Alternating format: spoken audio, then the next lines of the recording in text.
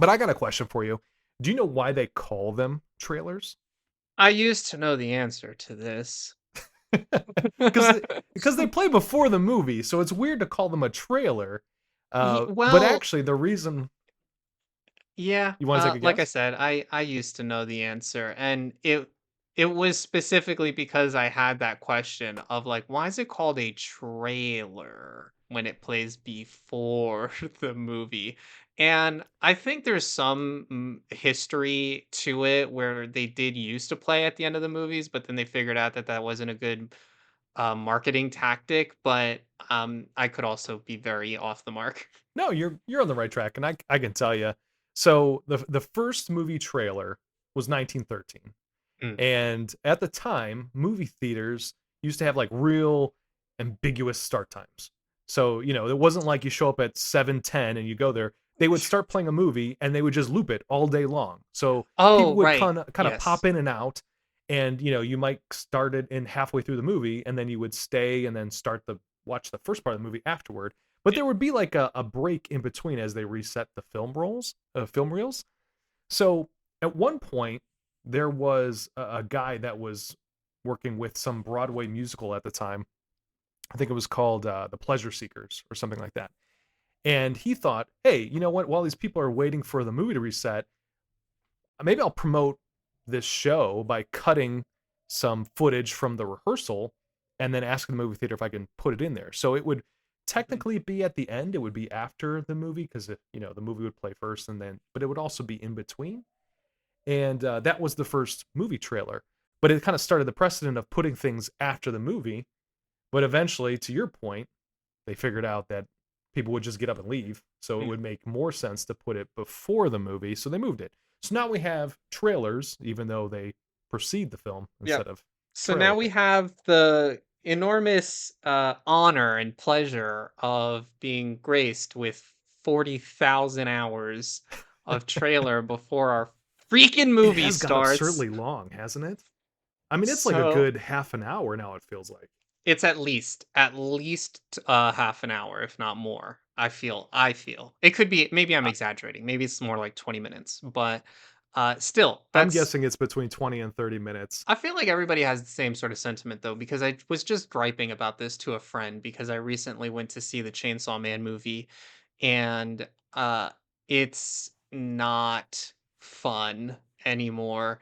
And I was reading an art. Here's the thing. If I was gonna try and play devil's advocate, I read an article. Couldn't Um bring yourself to do it. I read an article, and I this big wig exec marketing guy, right, looking for how to make money and how to sell movies and how to blah blah blah blah blah blah blah. And he was saying Wait, wait, wait, wait. What was that? he was Can we rewind and hear that again? What was the description you just gave? I want it back verbatim. he was he was talking about how they are aware, like, apparently studio execs are aware that Sure. the audiences, maybe not the majority of audiences, but at least some of audiences are not happy with the amount of previews that play before a movie. And his defense was, well, we can't start the movie on time anymore because people are just going to come late and then they're going to be mad that they missed the beginning of the movie. And to this I say, sir, you trained people to arrive late by playing so many trailers. So all you have to do for a couple of months is just start the movie on time, and people will figure out that they've got to be on time to see the movie. It's not hard. Although I will say there's a small movie theater in my town. There's big chains near me too, but there's a small like just local theater. Their start times are their start times. Like they still play the trailers, but the trailers start before the start time. So Mm. instead of being like a 7:05 movie and then at 7:05 that's when the trailers start, it's the trailers start quarter till and then at 7:05 you'll get the movie, which surprised me the first time cuz you know, if you're running late and you're like, "That's all right. I got some time because of the trailers anyway." And Yeah. then all of a sudden you show up, you're like, "Oh, geez, like I've actually missed the beginning of this movie." Yeah, I think that it would it would be better for them to start the movie on time. And they could even, in my opinion, advertise that the movie starts at 7 o'clock, previews start at 6:45. So if you want to see what's coming soon, you know to get to the theater a little bit early. And I think that that could be a good solution because right now I have to plan to be at the theater 2.5 to 3 hours. And if you're lucky and a theater is close to you, that's still like 20 minutes driving to the theater, 2.5 hours of movie, a half an hour of previews, 20 minutes of driving back home. It's too much. It's too much. I don't know if you know this, but movie trailers, if you see any movie trailers way back in the day, they all kind of look the same. And that's because they were all done by one place. There used to be like an individualized service called the NSS, the National Screen Service, I think it was called. And they would make all the movie trailers. So they always looked the same. And that was before, we got to that cool Don LaFontaine stuff or whatever. They always had like the same kind of Oh, big, bold texts. And like you would have just like a clip of the actor and it would be some absurd statement where it's like the world in peril or whatever, right? And they all kind of had the same vibe to them. mhm. And eventually, studios started cutting them themselves for a brief period, and they would make them more about like the director involved or highlight the actors or whatever. And I don't think it was really until like the 70s when they started to get to a more modern type of trailer where it would start to give you more idea of like what the plot was and or what was supposed to be going on. I bring all this up because there are, to me, and even to this day, there seems to be two different kinds of trailers. You either get the one that's very plot focused, of like, here's what's happening with the movie, or you get one that's just vibes. And I'm curious which you prefer. I've never seen this plot-centric trailer you speak of. What the heck is that? I mean, like you were talking about earlier, you see all the best parts of the movie. You get like the whole here's what's happening in the Is that film. not I okay. Maybe I'm thinking about it differently because just because you include plot points in the trailer, I don't think makes it a plot-driven trailer. I think every trailer made today and potentially for the last 20 or 30 years have all been vibe centric. The whole point is like, this is a horror film. Come get scared out of your pants. This is a romantic comedy. Come laugh and love a little. This is an action adventure. Come almost shit your pants. Like I don't I like it's all vibes. It's never like No, I have never I seen a James Bond trailer and been like, "Oh, what an interesting story." No, I'm going because I wanna see cars blow up. No, I'll give you a couple examples. This way you know what I'm talking about. So one of the best trailers that I think I've ever seen is the trailer for the original Alien movie. I don't know if Okay. you've seen it or if you've seen it It's a horror recently, film, so but it no. is well, yeah, more horror films, your favorite. But it is a great trailer and there is no scenes from the movie really in it. So it's like scrolling across like the moon or like a planet or something. You get some of those iconic noises from the film, like that siren noise, and it just you kind of see Earth in the background, and you might get a couple like flash. You just kind of get a feel for like uh the general vibe of the movie. It's just it's going to be have some frenetic something to it. You know that there's going to be some kind of creature, and I think maybe I think it ends with like a tagline like in space, no one can hear you scream or something. So like kind of what you're getting yourself into, but you see nothing about the creature. Mhm. You see nothing about like, what's happening within that. You just get the sense of like, wow, this seems like it's going to be creepy and in space. And that's great. Or another example is like Inception. Okay? Did you see that trailer? Have you seen the trailer for Christopher Nolan's movie Inception? I I don't think so. I've seen So, Inception, but I don't think I've seen the trailer. okay. So the trailer at the time was you get some vague kind of suggestion that it's like a time heist, but there's not much to it. Most of it is like you get the cool impressive visuals of the city rising up and the roads overturning, and people are bouncing around in a hallway, and you don't really understand what's going on, but you Right. get that epic score, the cool noise, and you get this feeling of like this is going to be something like really intense and grand, and it just gives you this feeling about what the movie's going to be like as you're watching it, rather than what's happening in it. Now, if Yeah. you have other movies, like for example, I'm trying to think of one where it spoils like the whole movie. A lot of movies now will give you the whole like plot twist at the end. Like they'll show, you'll see the movie, and then once you get, while you're watching the trailer, like Spider-Man, Home Away from Far Home. From Home, No Way Home, No Way Home, No Way Home. right? So in that movie, we see Peter Parker having trouble with school. We see him talking to Doctor Strange. He's casting a spell. We see villains show up from other places. Like, we know exactly what's happening with this whole movie, right? You can basically follow the steps and go, okay, so he's got this issue. He tries to work it out with Strange. Something goes wrong. He's got these villains that come back, and now he's got to get them back to his world. Like, you don't know the final scene, but you basically know kind of how it's going to unfold. And some people hate that, but they keep doing it. So, see, the fact that you even struggled a little bit to come up with an example kind of tells me that there is really no such thing as a plot driven trailer, because I think what trailers try to do whenever they try to elucidate you on the plot is hit expected story beats. So, we've talked about in a previous episode, I don't remember which, check out our channel and find out. Drop it in the comments. There are only so many stories that you can tell, and there are only so many ways for the story to unfold. And the gripping thing about any story that is told is how it's told, not what happens, because there's a very limited number of plot progressions that can happen just in general.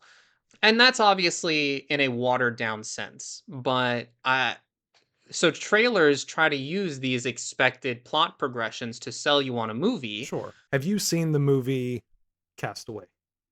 No. You never seen Castaway? It's a great movie. So, if you're not familiar with the plot, Tom Hanks is a FedEx worker. He's on a plane. The plane crashes. He's the only survivor. He's stuck on an island by himself for however long. And then he's trying to make it home. In the whole point of the movie is that he's cast away, right? So you would think that the intention of watching the movie is to see whether or not he gets home. The trailer of that movie has him showing up, has got like one of the last, I think the last scene of the movie, where he shows up on the door of the person whose package he had the whole time, and he delivers it to him.